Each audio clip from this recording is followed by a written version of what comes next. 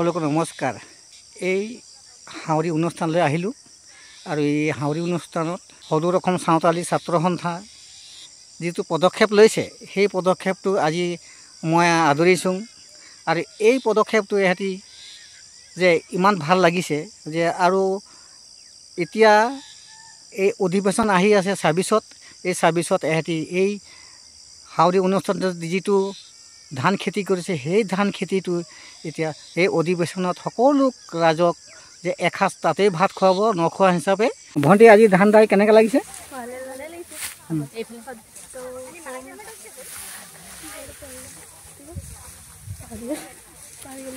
এই বাইদেউ কেনেকৈ লাগিছে আজি ধান দাই যে হাউৰি অনুষ্ঠানত? বহুত ভাল লাগিছে। আমাৰ চৰাইদেউ জিলাৰ সদৌ চাওতাল ছাত্ৰ সন্থা মহিলা সমিতি সকলো সহায় সহযোগ কৰি আমি ইয়াতে আজি মানে সমবায় নিচিনা খেতি কৰিছোঁ আৰু খেতি কৰি বহুত ভাল লাগিছে। সহায় সহযোগ চবেই দিছে আৰু এইখিনিতে কৈ মোৰ সময় বক্তব্য ৰাখিছোঁ। আৰু বাইদেউ হেৰি ন কিমান দূৰ হ'ল এতিয়ালৈকে?